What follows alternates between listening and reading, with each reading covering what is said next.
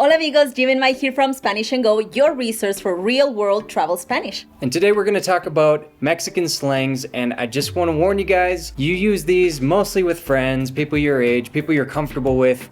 Although the ones we picked for this episode are not extremely offensive in general, you just want to watch out and make sure that you're not using it to somebody you don't know, especially people who are older than you or someone you should show more respect to. So if you're new to the channel, I'm Mexican 100%, born and raised. So I've used all of these throughout my life. So we're gonna show you how to use them in conversations and also the pronunciation so you can use them and sound like a Mexican. All right, here we go. Number 1. Órale. So órale is one of the most common Mexican slangs we have. It has different meanings. So if you want to say like, wow, I really like your shoes, how would you say it? Órale, me gustan tus zapatos. Uh-huh. Or if someone says, ¿quieres ir al cine? Órale. Yeah. It's like, Vamos. Okay, let's go. Let's do it. Órale. So that is órale. Mm-hmm. Órale. Number 2, we have ahorita. Just like órale, it has different meanings. Most of them are like right now or soon.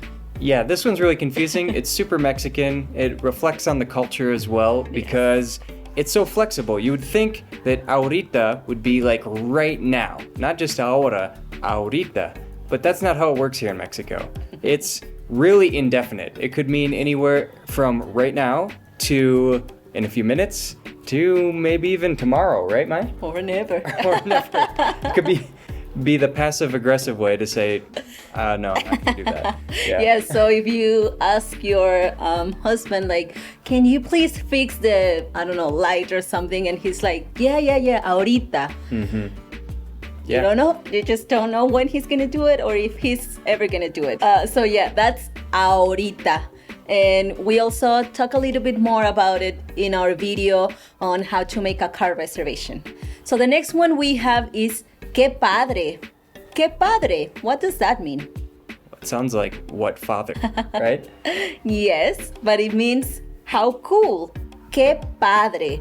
Now, this one is weird. Yeah, the literal translation might throw you off, but you can use it whenever you want to say that something's cool. You say, qué padre. So if I want to say like, oh, look at that car. That's really cool. I'm going to say, mira ese coche, qué padre. Another example might be, have you been to Guanajuato before? And someone could say, sí, está bien padre. ¿Has estado en Guanajuato? Sí, está muy padre. Mm-hmm. So that's qué padre. Qué padre. Número 4. ¿Qué onda? What's up? You hear this all the time between two people who are greeting each other in the street. ¿Qué onda? What's up? La siguiente, número 5. This one stands out from the list for me. I really don't use it, but I know people use it a lot. Some of my friends use it all the time, and it's hueva. It means like being lazy. So if you want to say, I don't feel like going out, I just want to stay home. No quiero salir, solo quiero echar la hueva. Mm-hmm. Echar la hueva means to stay home and just like hang around doing nothing. I don't like it. I don't know why, but a lot of people use it. La hueva or echar la hueva. I never use it. Definitely heard it. And I think we probably heard it more in Mexico City. Yeah. I feel like it's something, I don't know, maybe like fresa girls would say like, ugh, qué hueva going out. Or like, oh, I don't want to go to that party because, ugh, qué hueva. Right. It's like, it's not really that they want to stay home and be lazy maybe, but also like, they're just not interested in that event. So they're like, ugh, qué hueva. Número 6.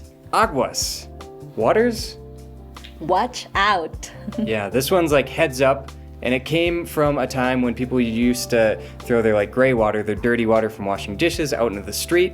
And it eventually just came to mean watch out. Mm-hmm. Because you didn't want to get any dirty water on you, right? Yes. Yeah. So that's aguas. Número 7. Chafa. Low quality.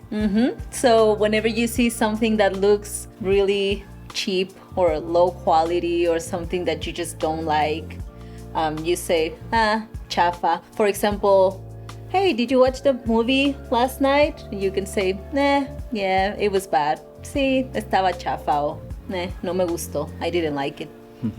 So that's chafa. Número 8. Chido. This is cool. Just like the other one where we had que padre, which is how cool. You could say que chido, how cool, or está chido, it's cool. It's the Mexican word for cool. Sometimes people use it for answering, like, nos vemos al rato, chido. It's like, see you later, yeah. Cool. Next one, número 9 is el mal del puerco. Now this one is really funny. The curse of the pig. And it happens when you pig out. Yes, so after you eat, when you feel like you just want to lay down and do nothing, that's when you say, tengo el mal del puerco. Número 10. Caer gordo. Not standing someone or something. So if I ask you, hey, Jaime, you're friends with Juan, right? You can say, no, me cae gordo. It's just like, I can't stand him. And you can also use it for things, not just for people. So you can say, algo que me cae gordo es que la gente coma con la boca abierta. Something I can't stand is when people eat with their mouth like wide open. So that's caer gordo. Número 11, ¿a poco? That one has also different meanings. It can be like, no way, or like, really? So you use this one to answer when someone tells you about a surprising thing, something that you can't believe. It's like, ¿a poco? Moving on, we have ni modo. It's like, whatever, there's nothing I can do about it, ni modo.